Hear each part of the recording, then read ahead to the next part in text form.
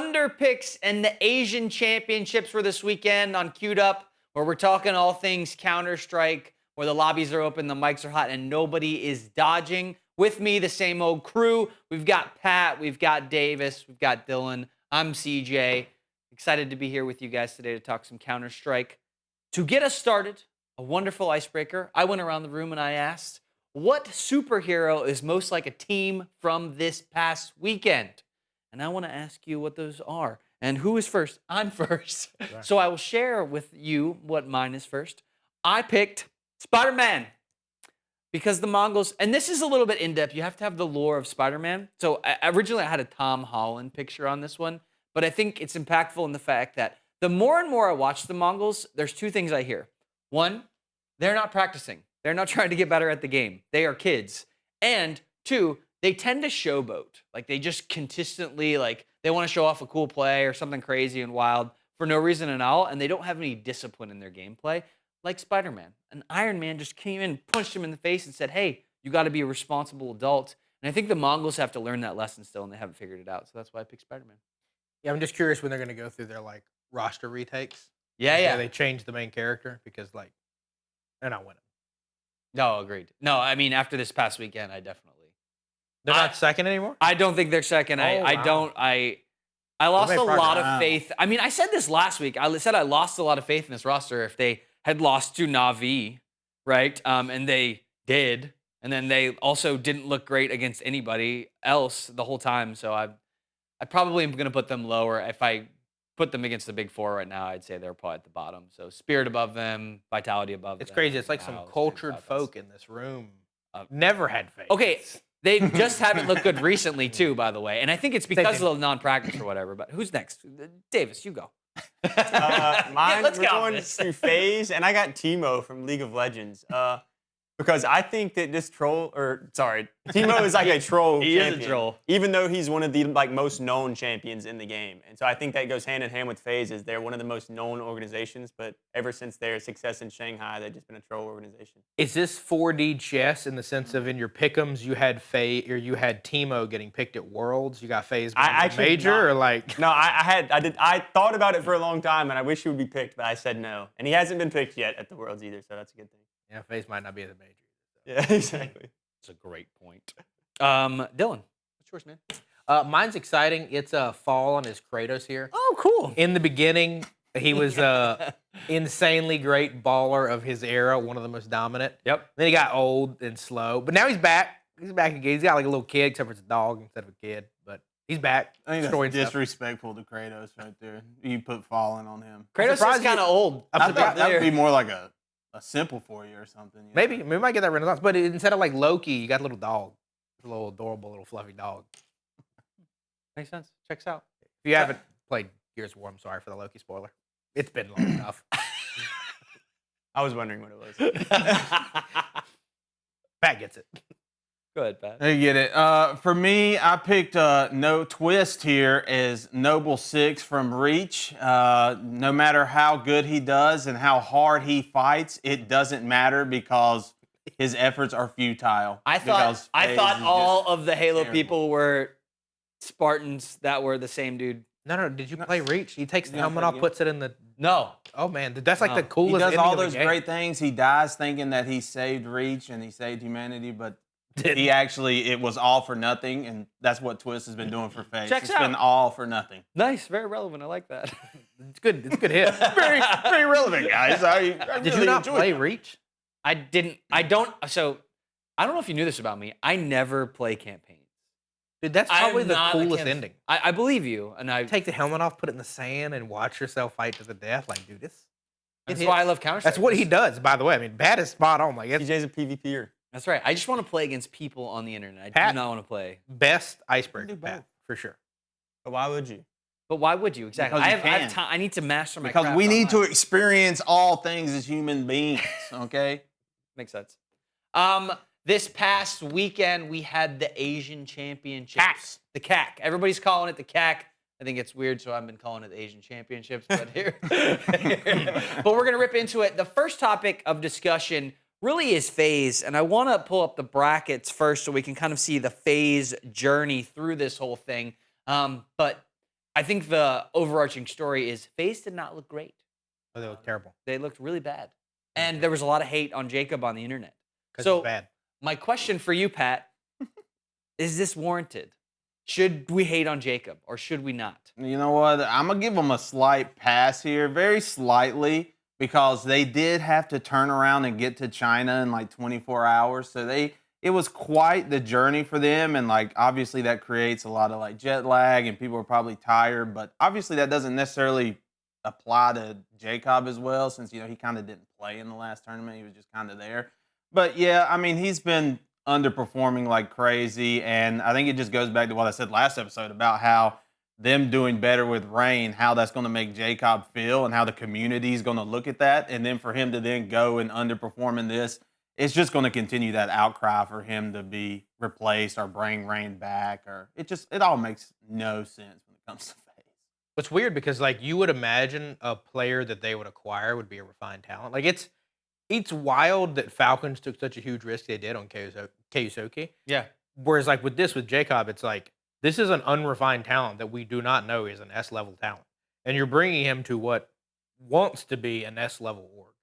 So it's like it's weird that you're not taking a player that is like you're losing a player of like Twiz caliber. Or you're bringing in a player like Twiz caliber, but it's like you're losing a Rain. You're not bringing in like an Alexi B or like a big name, a wonderful, somebody that we know can play on a main stage. You're bringing on a guy that's like, we're testing him, and it's like you're testing him on FaZe, which is a huge org. Yeah, and for those who didn't get to see it, FaZe played FUT in the beginning for a best-of-1, fell to losers bracket. They went on to beat B8, they went on to beat Tai Lu, and then they end up finding foot in the lower bracket finals, and they lost 2-1 in that series.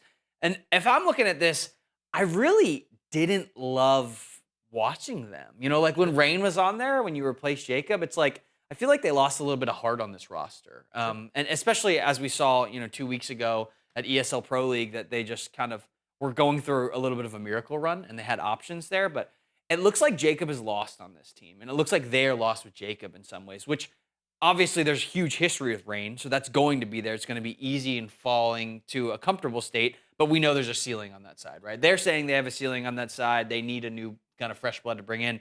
But I am curious to see about the interactions between the world and Jacob, because I think everyone's going to be really, really hard on Jacob to figure out like, hey, is this guy going to stay on this team? Or is it going to be something where the team is going to kind of buy into that and start turning their faces inwards and be like, hey, we got to get rid of this guy? And I don't know the answer to that question.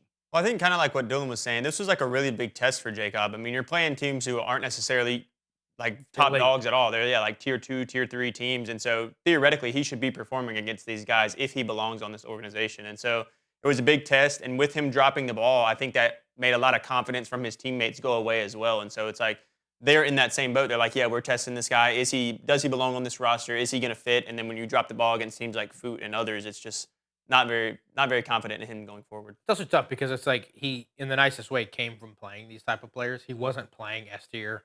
He wasn't on like a fringe team. It's not like he was on an Aurora who's like, for lack of a better term, like they're at the 10 rank roughly. Yep. At that point, you get to play the top side and you get to play the bottom side. He was mostly just living in a world of the bottom side. It's like, talk about FaZe worried about their ceiling. They were in the major finals less than a year ago in Shanghai. And then the Austin major, like, love him or hate him with the simple crew that they had there, like, they were having fun and doing well and could have made it to the final on a weak side of a bracket. This roster right now doesn't look like it's going to make it to any bracket. You can't make a bracket versus bad kids. Why on earth would you think this roster is going to make it to a bracket at a major? Well, and I think it becomes like, is the upside going to be there eventually? Right? We know maybe not in a couple weeks. Maybe this major's kind of lost and they're looking to the next one. But it's like, over time, can it get there? And I think what you're saying, Dylan, is like, it's really hard to tell right now. No, I think the answer is no, for sure. Oh, really? I mean, to me, it's like, yeah. I think you could swap a Brokey for a Dexter. That'd be a pretty big net upgrade. I still have no idea how Dexter is still sitting on the bench. It's insane. And then it's like, Jacob just doesn't feel like, dude, JL exists. If you bring JL in and Dexter in and drop Brokey and Jacob, it's like, okay, now I know that the ceiling of this team is legit. These are veterans that could perform in a major. They could get it done. But, like, the advantage you had at Simple last time, even in an old wash state, is, like, you might have some magic left in that hat. What magic do you have in Jacob and Brokey? Like, their best tricks have been playing against guys we've never heard of. Yep.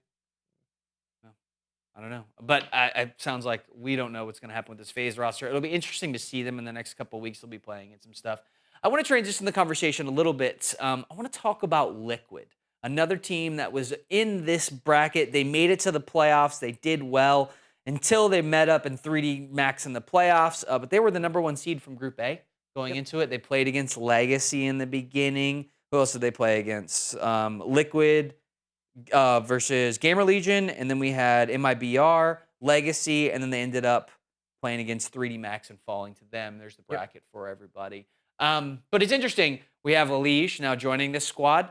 Any thoughts initially? I thought they looked pretty good. I mean, they beat Legacy right here, as you can see in the bracket. And so I think it was overall a pretty good event for them, having, first event with Elige back on the squad. So I do think they probably, which 3D Max has also been playing really good too. So 3D Max is a hard matchup for them to get in this bracket. If they were on this lower side, I think we would have seen them all the way in the grand final. But running into 3D Max a little bit early, it was just a kind of a toss-up between those two. But overall, I think they played pretty good with Elige being back. Yeah, totally. I mean, I think he looked good. I mean, he didn't look as good in the elimination game. Yeah. But they just still feel like they're a piece away, which is unfortunate. Like, I think they are net better than they were. I do think, as weird as it is, I think Twiz and Elige being swapped, like, I actually think helped both teams. The problem is FaZe cannibalized themselves with other roster moves. I don't think Twiz was the problem in that. So it is what it is.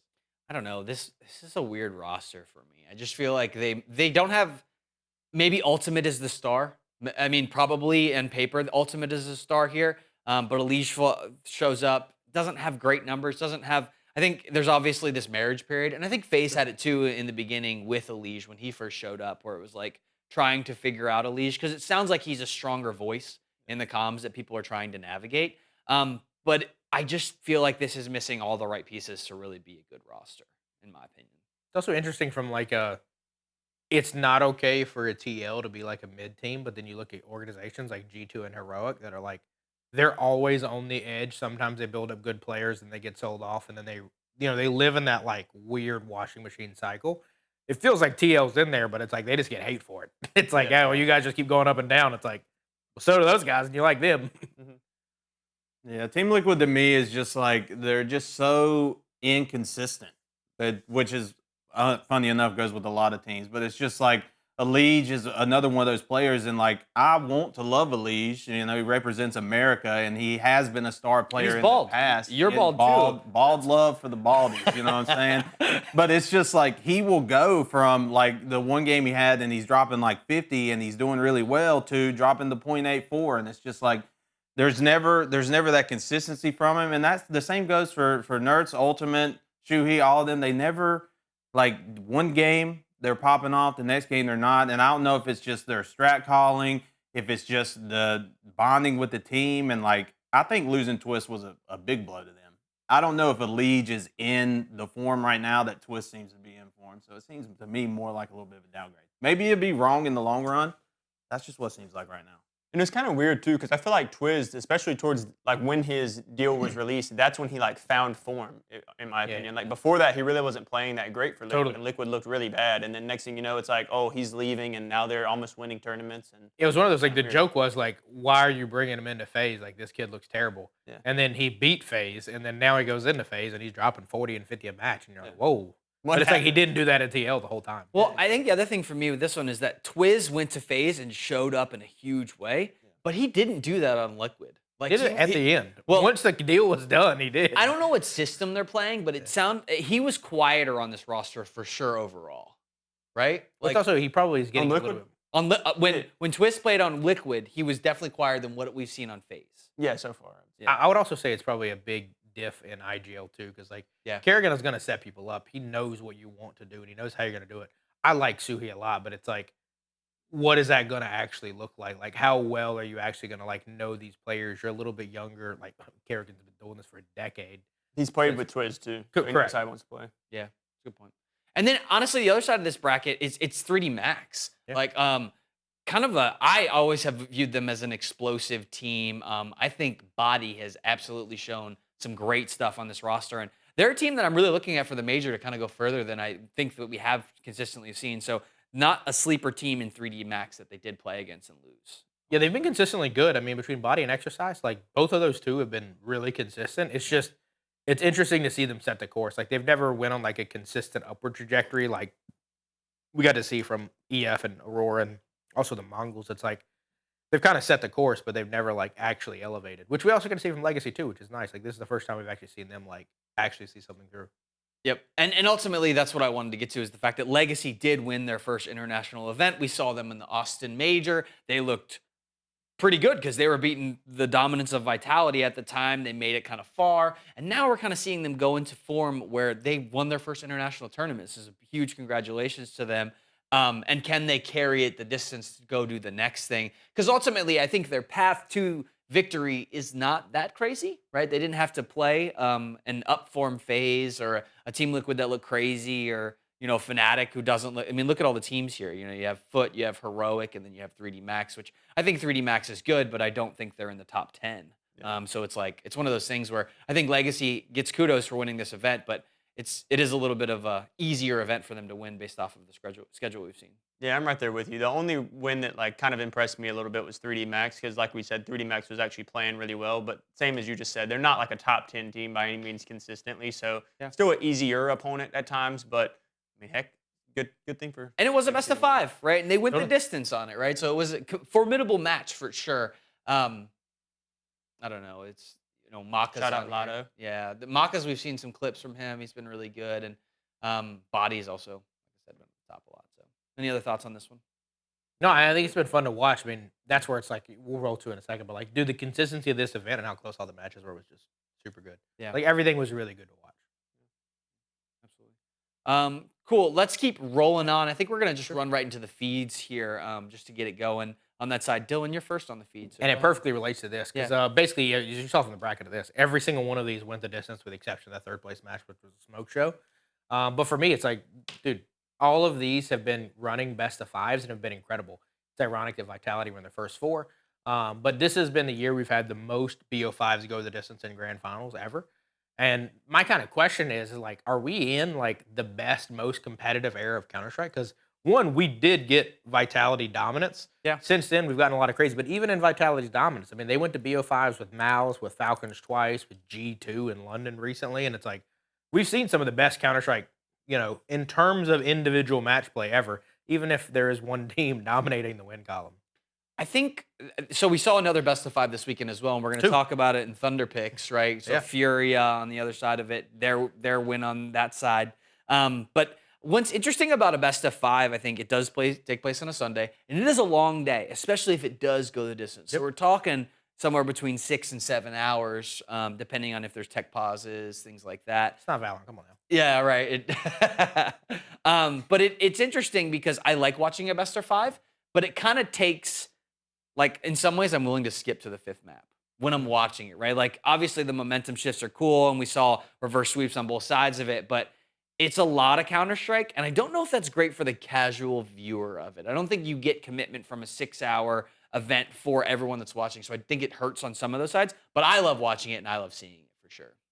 I don't know if you get, like, commitment from a competitive viewer either. I mean, 6 hours is a lot of time to commit to watching a series, regardless if you love the game or not. So that's where I think best of 5 for a competitive standpoint is really good because you get to see a lot of different maps. You get to see how teams can unfold on different strategies on different maps, see how well-rounded they are as a team. But as a viewer, I think best of 5s are kind of crazy. And that's what I'm seeing on the internet too, by the way. That's not not an original thought for sure, but like a lot of folks on the internet are complaining that best of 5s are not fun to watch because it takes so much time to watch them. I mean, I just want to know there's tons of people, Davis and I included, will watch 90 minutes of soccer for one goal, if at all. Yeah, like it's one of those where it's like there is so much excitement in those matches, and like you kind of live for those moments. Like me and Pat, we went to the VCT champs, and it was like that was a best of 5 that did go the distance. Yeah, that did take a long time. Yeah, and it's one of those like during the thing, it's like you're like for the Furia match, right? Like you're either about to watch history and Navi looks really good and they're back, or you're about to watch one of the greatest comebacks you've ever seen. Yeah. And it's like cool that like. I think that's also why I resonate a lot with baseball. It's like it feels like any given night you can have a chunk of history. Yeah. And I think with BO3s and BO1s, it doesn't feel like that's true. But with BO5s, it's like, okay, cool. Like you can come back. You can go from 0-2 down to win it all the way. You can perfect them. Like a 13-0 and a best of 5 is crazy. And it's like any of those moments could happen at any time. Yeah, I mean, I'm with you for the best fives. I do like them, but as much as you clown on Valorant, it's like my problem with BO5s and Counter-Strike is there's so much downtime between the matches. Yeah. And they just like, if they want to, they need to be able to speed that up a little bit. I don't know what all goes into it, obviously, but like Valorant, there is not that much downtime between the matches because they know you got to get through potentially 5 games. But Counter-Strike will be like 30-minute break between matches. Half times are like 5 minutes. Like, there's so much break, and that adds up for the majority of the runtime, which does make it kind of dull to watch sometimes, and you just kind of lose a little bit of interest. I do think a lot of that comes to the TO because, like, even in these two, like, I wish I knew and I would have looked up like the time difference between the Asia Championship one and the Thunder Pick one. Because, dude, it felt like between every game, Thunder Pick was like half-hour break. Yep. It's cool. Between the so much series, time. it was like an hour, and it's like, bro, what are we doing? It's also a non-audience event too, right? You have just like, I say non-audience. There was a little bit there, but for the most part, it's on a small island, right? Like there's not many folks there to watch it. And it was made for production and streaming. Yeah, it's one of those two. I think I'd be curious to talk to some of those players in the sense of like, is that something that they enjoy? Like, you get to clear your headspace, you get to go out back, smoke a cig, like figure out life, come back, hit the next game, and it's like that might be the best environment for them imaginable, but it also might not. They might be like, dude, fuck, cue the thing up. What are we doing, guys? Like, what's happening? I kind of think for like a viewing experience, if you're there in person, I think I would like the breaks a little bit more because if you're about to have a best-of-5 series and it's going to take 7 hours, like I don't want to be sitting in my chair. You got to go get some nachos. Yeah, I need some. Yeah, you've already taken your shoes off. You're like crisscross applesauce. Yeah, so I think it's better probably for an in-person to have bigger breaks like that, and for a viewer online, it's definitely not going to be the same. Sure. Davis, what do you got? Yeah, what's up, buddy? What is my feed? Oh, yeah, it's Neymar Jr. I think this was really cool. So Navi had tweeted out, obviously they were up 2-0 in their grand final, looking very, very good, like they were going to win the event. And they got reverse swept. And Neymar Jr. right here, he had a little chirp at them. He clapped back at them on X. Just this was translated. Or no, this is actually not the translated version. But anyway, I think it's really cool to see Neymar. He's obviously an investor in Furia, and he's like always supporting them. But I just think it's really cool to have celebrities like this and people that have large followings showing their support for esports and getting more engagement for the scene. What's the name he dropped, by the way? Shevchenko. And who else? Simple. Oh, okay. Crazy. Just curious of the names you would pull out. Yeah, as well. I like the fact that I'm with you, David. Celebrities, normie, I say normies, people that are casual in nature being able to focus on this for a period of time. It's like, can you get the best of 5, a viewership bump on game 5 because Neymar tweets something like this? I think that's super dope, and I think them being involved is awesome because I think it's hard to sit through some of that stuff, and so being able to sit through all of it and watch it and be able to enjoy it, it's a good thing. I'm also curious too, like this is a wild one to talk about in the sense of like the event they won a couple weeks ago felt way bigger. It was also their first event. It was also the only event happening on the weekend. So like it was easier to have like magnifying glass on that one. So it's like, to me, it's like a little bit more real that he's paying attention to this one. It's a little bit more real that he's kind of trash talking and like he's a part of it. And in full transparency, like while Simple might be the biggest guy in Counter-Strike, like he at least knows that. Like he's at least dropping that. Like, and it might even be like to the depth of like he knows Simple was on Navi and was the old king of Navi. I'm saying your old king couldn't even help you. It's like that's cool that he knows that much because like the nicest way you wouldn't expect that. He might be a Counter-Strike bro. I don't know. Yeah, maybe he just plays Counter-Strike and he's really into it. Yeah. And I think the biggest thing too is just like these celebrities and these people showing that they do like this game and they keep up with it and make like being vulnerable to that, showing that they're fans. Like, hey, I actually do care about this game. I'm really interested in watching the esports scene grow and et cetera. I think that's like the biggest message from this. Yeah, agreed. Let's jump to my feed. I have something that I want to talk about that's very, very important.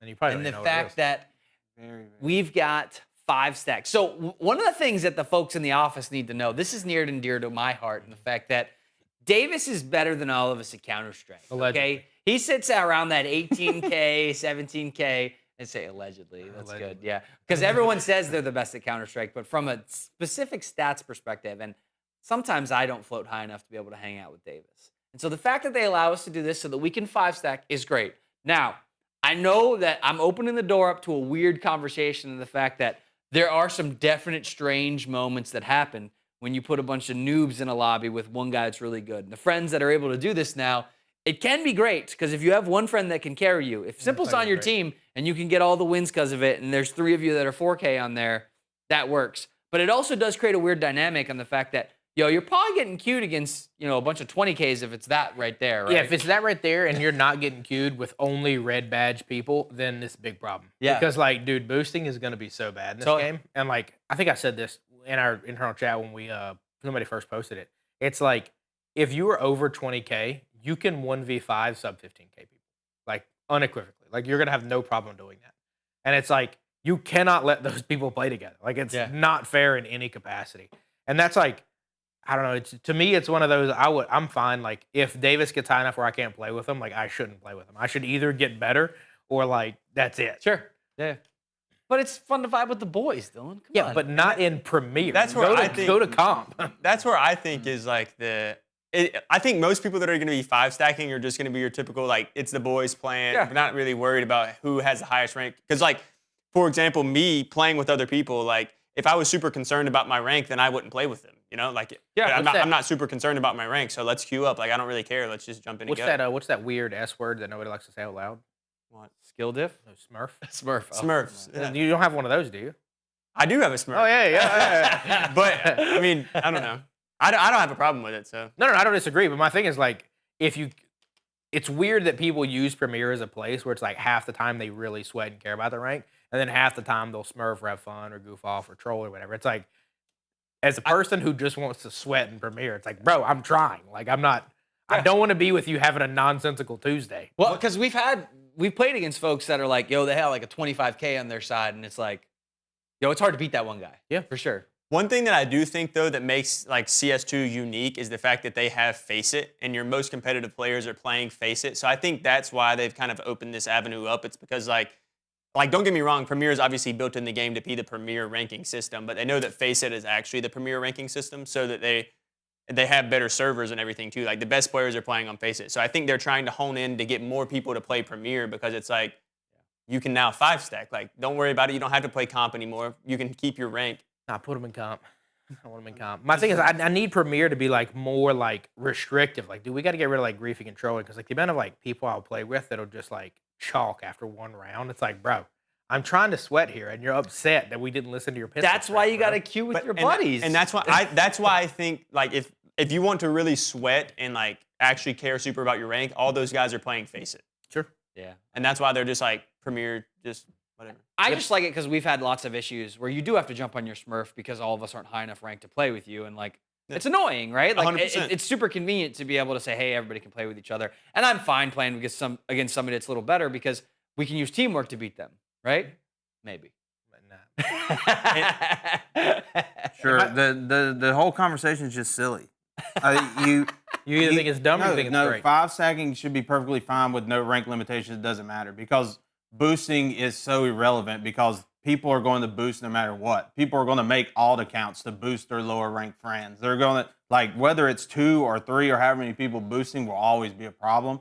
So, having 5-stack with different ranks, as long as the matchmaking system is good enough to put you up against either an equal team that has that disparity between their ranks or a team that is pretty much not quite as high as the 25K, but around that 18 to 17K filling out there.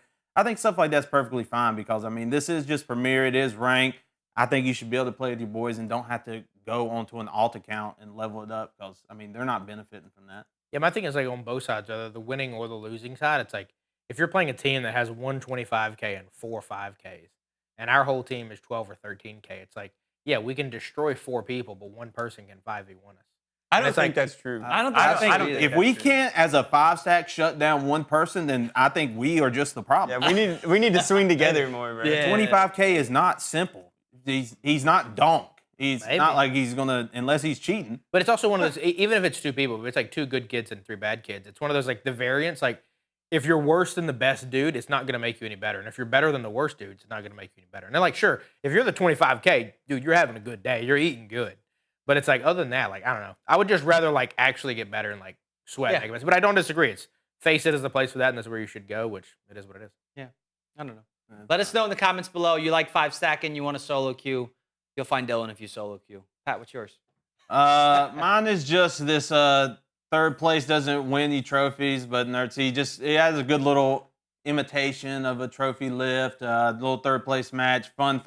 I literally just brought this one here for rage bait because I know how much people at this table just love participation trophies and like second place matters don't matter.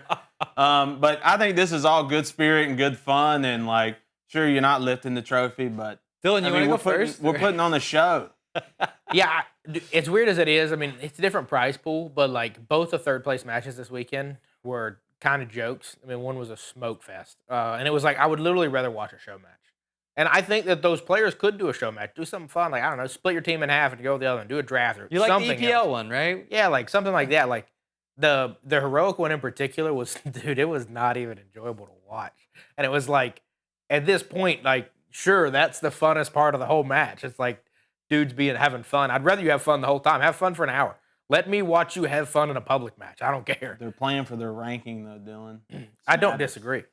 Just say third, So fourth. maybe there should just be better teams at these No, events. say 3, 4. So maybe the third place is more competitive. It is interesting because we are in a stage where we have a couple of these tournaments where, you know, I didn't expect Legacy to get a win here, but they're going to get a lot of VRS points for the next major. So the third and fourth place matches do matter, one from prize pool perspective and two from the amount of VRS points you're going to get going into the next season. But it is interesting. I want to bring up last week we talked about Kawasaki or however you say this guy's name because we all say it differently.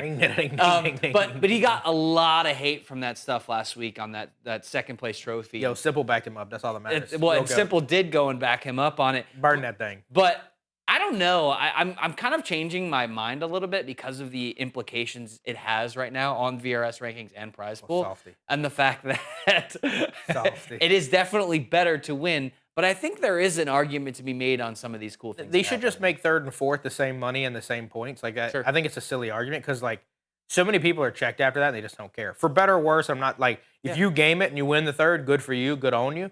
But it's like the Madhouse TV, which is like for sure my favorite broadcast in the world right now. For them watching the third place match, like they had picture in picture with the NFL game in London and were just commentating that. They weren't even watching the match. Like they did not care at all. And I'm certain it's probably like a media obligation or something like that. But it's like, dude, that is how little people care about that. It's like if you are a fan of those orgs or like if you were a parent of that player, like you might care about that moment. But like even the most hardcore Counter-Strike fans don't care. The casual fans absolutely don't care. It's like we would be so much better served by doing like, again, what the ESL thing did with the cool show match or like split the teams in half or do something fun with that time slot. Because like I think there's value in the warm-up. I think there's value in getting to know these players. And they did get 3rd/4th place. So like we should recognize them, appreciate them, give them more camera time. So like we shouldn't, you know, just get rid of them because they didn't make it to the finals. But at the same time, like the match is a joke. Yeah. And like nobody cares. And it's almost a disservice to the player because like now we're hating on this 18-year-old kid because he just wants to win. And it's like, whatever. Simple solution, double elimination bracket. I agree. That's also a perfect then solution. Your third place match matters because the winner moves up to go to the grand final. Okay, you heard it here first. Pat's making the He created Patrick Counter-Strike Major. We'll see you guys next season for it. It's going to be double elim. It never been done before. Best-of-5s Right for here every in Charlotte. match. No, can we do best-of-7 final or just best-of-5? Yeah, let's just best of 7, 40-minute break between each game. One map is a community map. And the prize pool is distributed evenly among all teams that play. Everybody gets the same trophy, too. Everybody gets the same trophy, same one. MVP has to go to the loser. Let's go I to think the team that don't even Mongolz. make it should get a trophy. Okay, as well. before you guys all start hating on me for this Mongolz conversation, I would like to just start. I'd like to start this conversation. You put your hand on the Bible and 'Cause say, I I do. solemnly We- swear. We need to pray for the Mongols because No, we don't. they are not doing well. They did not do well in this tournament. They didn't look great. And as a #1 Mongols fan in the world, I have to say I apologize. I know that the hate is coming. They did not play against Navi well. Oh, they didn't play against They didn't play Aurora. well. Yeah, they They didn't play didn't- well. They didn't play against anybody well, and they're not looking great going into the major. And I'm very sad about this. If and maybe me and you, Pat, we can really hone in on this. I know CJ has glasses, but for us, it's almost like we saw something that other people just didn't. Because like, do you see any changes from this squad now versus I don't know the past 6 months? No, they've always looked this bad. Okay, that's what I thought. What do you mean? That's crazy. I They've sort of think- always looked this bad. Hey, I stand on, like I said before, they can win events being this bad. Like it totally exists.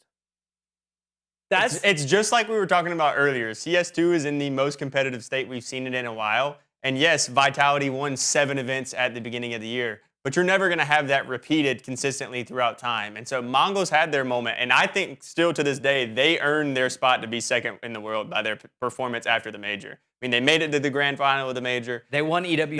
They won EWC, and they had a great couple of weeks. Got a great rookie of the year somehow out of that, too. They had a great couple of weeks. They definitely earned their second spot, but they have fallen off just like we've seen a lot of teams do. My thing is, it's hard to stay at the top. This is the hard piece. We're talking about the LCS. How were they not? They were in the major grand final, and then they won the next major event. But that's my thing is, like, you guys, and this is specifically CJ and Davis here, you're saying to me that there are multiple moments in this year where you would have bet money on them as the second place best odds to win a tournament as slightly better odds than the first best team. You would have taken those bets? There's no way I would have put my money on them ever. At one point I would have, but I think maybe people are figuring them out. But I think it's the discipline figuring out thing. that they're mid? No, we're figuring it out. Well, you are figuring it out. I think it's a discipline thing. I don't think they're consistently getting better. I think they got to a point and stopped on the gas pedal. I think they're just kind of complacent and chilling right now. And because you see it, half of them are playing Minecraft when they're not playing Counter-Strike, right? Yeah, like half of them are they're just on like goofing around. 500 ping. I get it, but it's like you have to make a change then. Then your practice facility cannot be in Mongolia. It's got to be been that way somewhere else. the whole time. I think at a certain point they said, hey, we need to prove ourselves, and they got to a point where they did prove themselves, and now they're leaning off of it. To me, it's like this team is no different than Aurora. This team is no different than Mouse. It's like, I think Mouse is better than them in Aurora for sure, but yeah. I do think them and Aurora are like interchangeable to me. Both basically government teams, both teams that can win an event. I think they'll probably win another event too. But like, they're going to win another event because Vitality's going to have a bad day and Spirit's going to get bounced by G2 or something stupid. But they're having a bad day because this team beats them. Yeah, but then this team goes and loses to like Foot Esports United. 100%. But Vitality lost to freaking Legacy in the major. That's true. Like, but that was a BO1. Still, they haven't lost a crazy series. Just to be clear, the Mongolz beat Aurora in the third place match. yeah, they did. I know you hate that. I mean, Real they played Furia in groups and lost to Furia. That was the only team. They beat the other two nobodies, right? So I do want to note better than nobodies. That third place match was a terrible match for both teams. Aurora went way up early and then threw it in the end. I agree. It was an overtime on Nuke that they won. Yeah. But it was like the whole series, like, and I think those two teams are very comparable. Yep. I think those two teams, from a skill standpoint, are very, very interchangeable. Depending on, they can get hot, they both can win an event, they both can do that, but they need help from an elite team messing up. I don't think that if Vitality is playing on all their cylinders at max potential, they're clapping both these teams.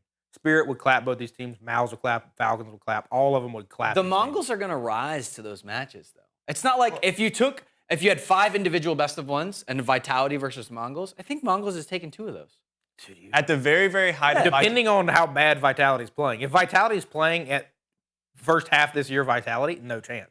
It's 5-0. At the very, very height of Vitality's run, Mongols won EWC. That's the facts of what happened. It was Mickey Mouse format that was... Vitality was winning every single event. It didn't matter if it was Mickey Mouse or not at that point. They had just won the major. Why didn't they win the EWC? They didn't win. They lost an event before EWC as well. They lost the, what was it, like the Blast Bounty or something like that. Who did they beat in the finals, though, for that? Mongols. No, who did Mongols beat in the EWC finals? Oh, Aurora. Exactly. They had good moments. I think if it's Spirit in that finals or Vitality in that finals, they get smoked. No. But it wasn't, because Spirit's losing to Heroic. How many times did they beat them on main stage? In like finals? None. So just for everybody on watching, the Mongols did fall to Navi, which we're going to talk about Navi now. We're going to kind of transition this conversation. And I like this Navi roster. I think they look really nice. They're frisky. But they weren't able to close it out against Furia, and we'll talk about Furia next. But I don't know. Give me some thoughts on Navi and their path here. They beat the Mongols. They lost to Furia in the end. There was a moment in that Furia match that somebody tweeted something along the lines of, "Why would you ever consider simple here when you have wonderful?" And the next 2 hours of that man's life had to be awful. All I gotta say is, ever since Navi played that one tournament that we were all like, why the heck are they playing against like Passion UA? The Star Ladder, the Star Ladder thing. Yeah. Ever since then, they've turned it around, and we talked about how this could be a confidence-building tournament for them when they went and they won it. And so I think, since then they got their confidence back and they've just kept going up. Yeah, it's interesting because they have a couple players that were on last year's Team of the Year Navi, and it's like they look like rookies right now. They look like rookies trying to figure it out for the first time. And I mean, I do think they are figuring it out, and they are looking better, and they are trending in this calendar year in a better direction. It's just insane to me to think that 3 of those players last year were on Team of the Year that was like competing for majors. Because this team is not close to competing for a major. Yeah. They got big play potential. They do have big play potential. They just don't have closeout potential. Because boy, did they not close that one out. Well, and they did go up 2-0 against Furia. Furia was able to take it back at a certain point. And Elige B was the guy to watch for this one. I think he did not perform in a big way. He's 4-11 right here. I agree. You got Bit up there at 5-11, Wonderful 7-7. You have 1 or 2 players positive, and you're about to go into the depths of late game. Yeah. That was the story of them. I mean, on the other side, I mean, Furia, Fallen is the crux of that team in the sense of like, he is an older, slower dude, but when he shakes the mouse just a little bit and figures it out, they can win. It's crazy. 100%. Like, he turned it up, and dude, they won. They rallied around him. He clutched up when he needed to, and like, I mean, he joked about it afterwards, but like, it's crazy that I think he's like 34, which is hilarious to say he's between some of our ages. But it's like, dude, he pulled it out and did it, which big props to him.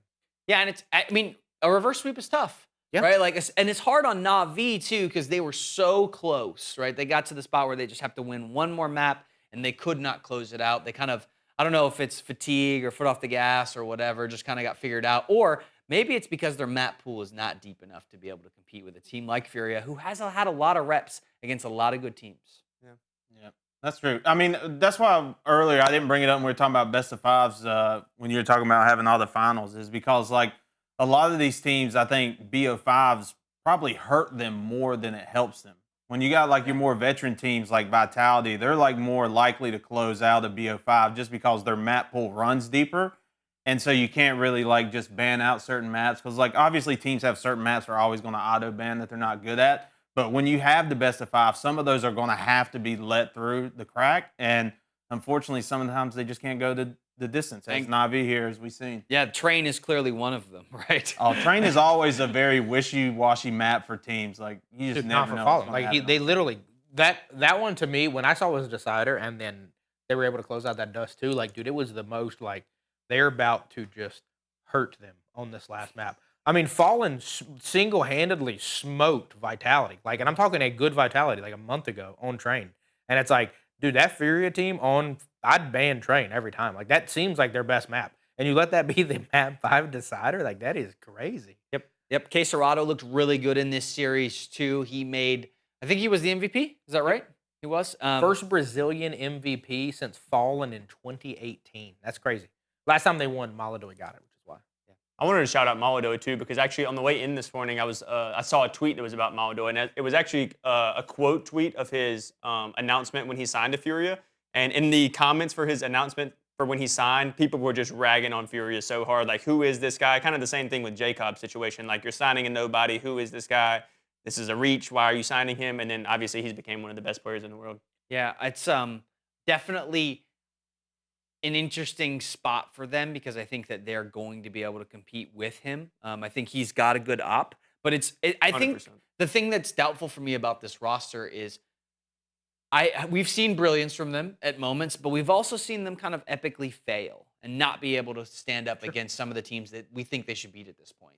Yeah, that also major bracket, all jokes aside, as we look back on the weak side of that bracket, like Furia could have very easily been in the finals versus Vitality, and you wouldn't have been surprised for Fallen to be in another major final. Like, that's epic.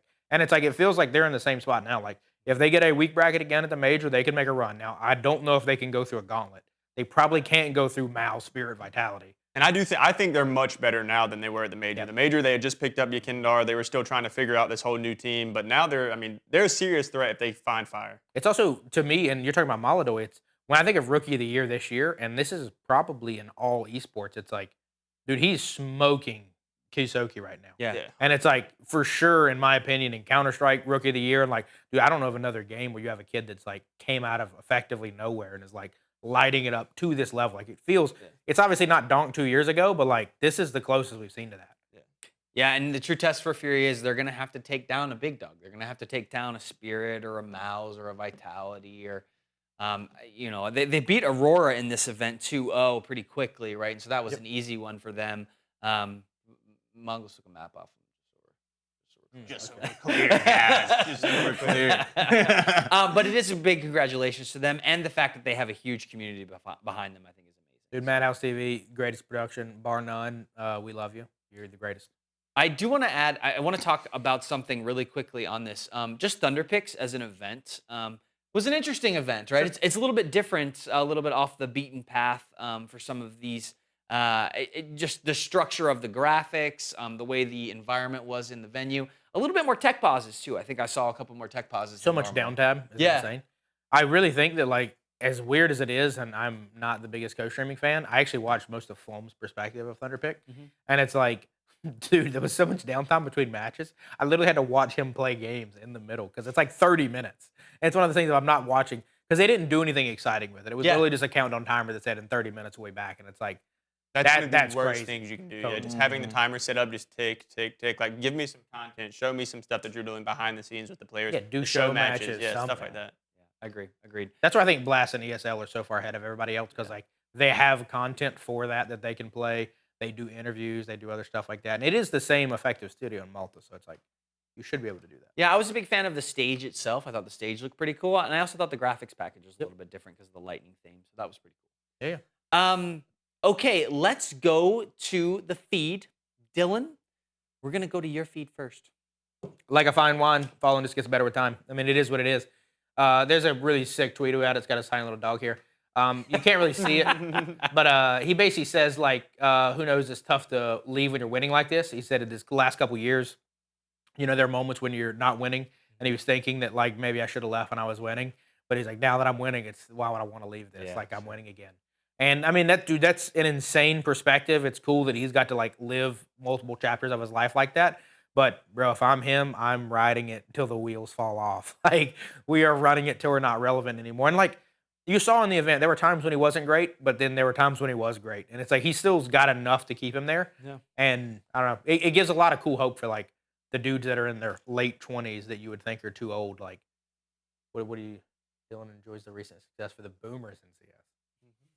Hey, Kerrigan could still figure it out, maybe. And the one thing that I think is super sick about Fallon is like his comparison with Kerrigan being like two of the oldest IGLs. Is like Fallon is like a father figure to his team, and he's like he's the rock for everybody. If you're nervous on stage, like Fallon can come to you and he can change your mood. He's been in this experience so many times, and like I look at someone like Kerrigan, who's like he only plays with veterans now. Like he only wants to play with people that have been there, done that, and it's like that's why I have a lot more respect for Fallon. That's why I think he has a lot more passion to continue to keep playing and keep going. They are obviously winning stuff now, but like for the early half of this year, they haven't been very good, and he's still been bought into this team and bought into this narrative of making them a contender team. And it's because of the respect that he gets from his community, and he loves guiding those players. Well, and I think he's got Yakindar, he's got K Serrato, he's got a Maladoy, and I think part of what esports in general is missing is kind of that old head that keeps everybody grounded and together. He's the IGL, he's going to make the play call and keep those guys in a spot where they can make a big play. And that's what you want, right? That's how the NFL works, is the fact that you have some old head who's probably a little bit too old to be playing, but he's got like the right mentality for everybody to keep him going in the right direction. And Fallon has 100% embodied this role, and it's created success for him. It's also interesting because, like, when you looked at the major, you had Snow, who was this, like, young prodigy coming up on Pain. And it's like there's photos of him as, like, a tiny little kid hanging out with Fallon, and that's his idol. Like, that's the person he looks up to. And it's like, dude, he's still got it. Like, he's still there. He's not gone anywhere. And, like, even you were playing Counter-Strike the other day, and, like, you meet Brazilians, and it's like they know who he is. Yeah, I asked somebody if you knew who Fallon was, just because I was playing Arc Raiders. But he knew who he was, and he was excited about his recent success, and he said he knew him and stuff, and it was cool. I think the other piece on this that's interesting is the fact that you don't see Fallon make big plays. He's not really making huge plays. Like, he might win a 1v1, and that's cool. But, like, he has good crosshair placement. He has good positioning. He just puts himself in a spot to win where he doesn't have to be super flashy. And I think that's him knowing his weaknesses. He's not going to try and make a flashy play. He's just going to try and win what's in front of him and let the young guns make the flashy plays. I think that's important, too. Sure. We don't see that from a lot of folks. I mean, that's what Kerrigan needs to be doing, right? Like, but he's not doing that. He's got those wee-woos, you know what I'm saying? Yeah. 100%. But that's just because Fallon is actually a decent player. Kerrigan is not. Okay, well, first. Kerrigan is a good IGL and throughout time in history, but player right now.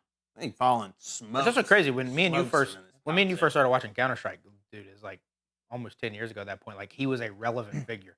And it's like at that point in time, like to think that guy is still here. I wouldn't have picked it back then. Like 2014 to 2018, if you'd have told me there's only gonna be 3 guys left in the mid 2020s, he would not have been on my list, but dude's still slaying. That's right. He was. Davis, what's yours, man? Staying in Brazil with this one, I wanted to give props to both the Brazilian teams. Vamos, Brazil. They took over the whole weekend. I thought this was a funny graphic. It's a gif of like the Brazilian national team, just their fans going absolutely ballistic. And I imagine this is how a lot of the Brazilian CS fans were this weekend, celebrating both wins from both tournaments. Yeah, 100%. Cool. This one is cool. Yeah. Shout out to Brazil. Yeah. Vamos. Good job. Okay, cool. We're gonna run to the next one. We'll That's crazy. Good job. Clearly does not support the Americas. Jesus. I just good for them for winning this tournament, I guess. Mickey Mouse You don't- tournament. You don't think they're coming back to I'm that? happy for them. I really am. I know production told us we need to hurry up, but I know that we're happy for them, and I'm happy for them in a sense. But it's like Legacy's not winning a major. I'm happy for them that they were able to get their first win. That is impressive. Yeah, but do you think this takes Now- us, you think this takes us down the path of that old SK roster where it's like you got like Cold Zera, Fallen, and those like that bad Brazilian squad? Like this is how we get there. You've got to start having Brazilians win. I mean, possibly, but I think that's more Furia, obviously, than Legacy. I think Furia has the potential to have an upset win, but I think it's also still just as likely as they just continue a 7th to 8th place run and like something like a major. You think if the Brazilians made a powerhouse Right. team like the Mongolians, you put like Snow and like all the best talent in Brazil in right now, you think they can compete for the major, like as a top team? I think they would definitely be a lot better than Aurora or the Mongols. That's for sure. I think My guy. I think Furia can compete for the major right now, especially with how the scene's shaking out and how Vitality, they're not nearly as dominant as they were. Spirits in a weird spot as well, just bringing on a new guy. Like this major, Furia stuck with this team since before the last major, and they're finally finding form. They've won two events out of their last like couple. So I It's think- the one in the middle that was rough because you won, you didn't And then make you it get out of bad. groups, and then Yeah, you won. 100%. The other team, I don't know why I compare Furia to G2, but they both have one win. Well, they had one win, now they have 2. Furia has 2, but G2 is the one that I compare this team to. That's crazy. So I hope we see a G2 versus Furia matchup. I'd be curious to see how that lands. G2 should get smoked, but they're surprising. Okay. Well, let's go to the next one. Mine is BC.GAME sign new guy. Who do we think it is? It's Electronic. Simtronic is back. Simptronic is back. Yeah. That's right. You heard it here first. Davis said it. So, I don't know what you guys think. I don't really love this. I think it's fine. I think it's cool that they are upgrading that roster. Dude, it could have got worse. I don't think, yeah, that's true. You could have got worse. I don't think Electronic is really on the upswing right now after what happened with VP and kind of the short term, hey, we're going to try and make this work for 3 months. Oh, it didn't work. Have a great job. Have a great time. Electronic, go find something else to do. I'm certain he got paid, which is great for him because he asked for a helicopter ride, as we saw the tweets. But I don't know. I don't know if this does a lot for the roster. I'm curious to see what happens next because they've been teasing another roster move. Yeah, I think they've been teasing that Flamus might come too. I realistically think with Flamus, Electronic, and Simple, like that team at that point is good enough to start knocking off like teams in outside of the top 8. Sure. And it's like with just those 3, and then in the nicest way, 2 grossly irrelevant people. It's like at that point, like you can reasonably compete with like a Legacy. You should be able to beat. You should be able to beat a G2 or Heroic. Like they should be able to start taking maps off of those teams. I'm not gonna say you're gonna beat them every week, but like that, you have the potential for that with those 3 guys. You're not gonna win. Well, I to be mean, clear. I think qualifying to some events would be a great start, right? And so let's not put the cart before the horse. Well, I think they can beat them, but they have to get there first. So I think getting enough VRS points to be able to go to a bigger event to see how they do would be very interesting for sure. I'm pretty sure since Simple's been on the roster, they went from like 108th in VRS to I think right now they're like in 30, 40 or 30. 38, 37, something like that. And that's one dude. Now you're arguably going to get 2 dudes. Like Yeah. I'm not saying you're going to be top 10, but like I think if they get in the mid 20s, they can start sniping teams in the teens. They just need to That's get the major. one dude who is a legacy of the game. Yeah. I don't think Electronic or potential Flamus or whoever, even if it's Rain, that was the joke that I always said, Rain should go there. Yeah. Dexter. I still don't think that's not enough. Now, if we start adding in like maybe 4 to 5, yeah, sure, but I don't even think them 3 is going to make it there. I don't think they can knock out any teams in the top 15. My thing is at that like rate. when we look at like a Legacy or we look at a Lin Vision or some of those other teams that have made fun and frisky runs, it's like those are teams that you would argue like 3 veterans should be able to beat that team, even if they've got 2 non-S tier players on their team. I'm not gonna say they do it every week. I'm saying they can. Pat, tell us about Simple. I think this is going to be the retirement home. Oh, the Hey, retirement. I hope they do, but I don't think they're going anywhere. What's that basketball league where it's like I think it's Big like Three? just threes. Yeah, Big Three. It's just that. Yeah, I think this is the retirement home. They just go to like a Globetrotter It's a league. good move for Electronic to come join back with Simple, but I think they're just going to be hanging out, drinking beers. Pat, tell us what playing Simple's Dota. been doing in his free time. Well, he hasn't been playing Counter-Strike, apparently. And I think this just goes with what he was saying with the retirement home and what I was saying about, like, they're not going to be able to do anything. You know, we all heard Simple just skip one of the games to play some Dota 2. Good for him, man. Good for him. I can tell his heart's in the game. Yeah. He's trying to climb back to those top-tier teams. Once he signed that really massive $130,000 a month contract, he's just hungry. Bro. He is so hungry for a W. I tell you what, he is ready. It is weird that this is like the rage bait that we get because it's like, at least from what I saw, is that basically they're like, "Hey, we're changing our roster. You don't have to play in this event." And he's like, "Bet I won't." Bet I'm just not going to. That's a real hungry drive. He's given the opportunity. He's just like, yeah, I just won't. I'll just play without me. I'll play some Dota. It's fine. Yeah, I'm just go play another video game. Totally fine. I do think the scary one though is that shouldn't have been your tweet. Your tweet should have been in the past like 6 months he's played like 20 to 30% more Dota games than Counter-Strike games. And dude, Dota games take longer. Heck yeah. Like it's not like it is equal time. It is greater time. But maybe he's nasty at Dota. I don't know. He should be. He's playing Dota too. I swear, all the Counter-Strike players love Dota. They love League. pain, bro. That game is so hard. And they don't like League, but League's like the bigger game. That's what's weird to me. If I'm BC.GAME, I don't love this. Right? If I'm the org owner, I don't love this. But maybe they just got money to spend. It's just a marketing ploy. It's like whatever. I think they look at their Twitter followers before Simple, and they look at their Twitter followers now, and they're like, yeah, "Do what you want." Whatever, bro. It's like Messi. Yeah, there we go. 100%. He owns Florida now. I mean, I guess we're just never going to see Simple back at the main stage. Dude, with the rate some of these, We got to see him with FaZe. With the rate some of these S tier teams suck. Like, bro, they need to just hire us at this point. Like,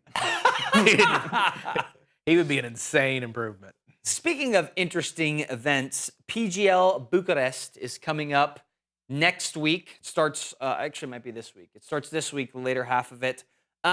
Not a lot of big teams in this one. I don't know if we have any graphics to show, but So, like the Mongols are in it? the Mongols are not going to be here. Aurora's going to be here, and that's probably the highest like ranked team like the same. for this one. Yeah, exactly. They're just trying to farm a free win at this point. They are, and that's what it looks like right there, if you're wondering. And they're still not going to get it. Dude, I actually do think some of these teams are very exciting. I like to watch Pain. I think the snow looks really, really good. I think Heroic could be fun and frisky. Astralis, I mean, they are what they are. It is Gamer Legion doesn't get the short end of the stick for the third event in a row. You're playing FlyQuest, bro. Like this. What do you mean short end of the But stick? there's also multiple rounds after that, so hopefully, I mean, I think they can compete with really any of these teams, honestly. And just while we're on the topics of which teams are in here at this point, the week after is IEM Masters Chengdu. And so I think we got a lot of the big teams that are going to play in that one. Some that aren't on this list that are playing in that. Vitality, Mongolz, Spirit, Falcons, FaZe, G2, Now we're talking. Furia. So all of our big teams kind of said, hey, we're not going to go to this event. We're going to go to the IEM event based off of travel and change, things like that. And then the major coming up. Yeah. I mean, and money. They didn't have to move. They didn't have to move the one event. I mean, or anything. Oh, they didn't move this event? They didn't make them move it or change the dates there or was, anything? all right. There's some movement on the back end of this event. And ultimately, I think PGL did get the short end of the stick on it. As they should. I'm just going to come out and say that. Wow. IEM clears PGL by a long mile. Dude, he is lit. I swear to you, between Man City, Falcons, and this, like, dude, he's got his future wife is going to be a beautiful Saudi princess. Dude, she is.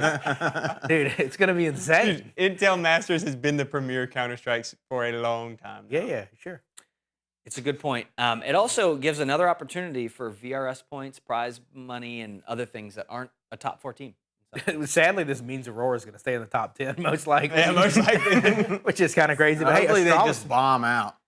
It would be awesome to see Legacy pull through on that side. That'd be just cool. for fun. That would be crazy. Or Pain. I think 3D Max. I hope it's them from Yeah. my perspective. Yeah. They've been playing really good recently. Shout out Nick because Nick planted that seed a couple weeks ago. Did I hope Snow with the little with his beautiful little bracelet just flick some heads and calls it a day? Yeah, and the other one on here, Liquid.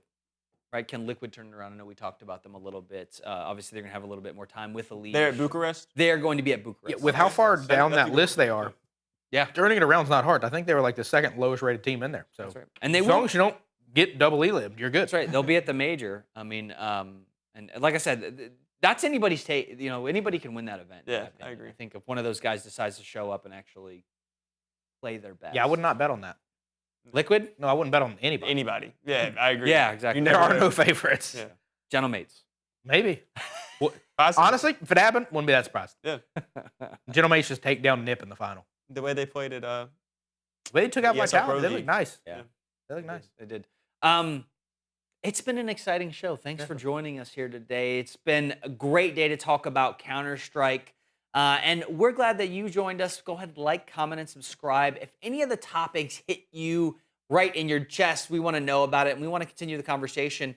So thanks for joining, and we'll see you next week. We'll be talking PGL Bucharest and IEM Chengdu coming up. But go enjoy your ranked games and some of the games that you're watching. See you later on Into the Smoke, or Queued Up, or whatever we're watching nowadays. I don't know.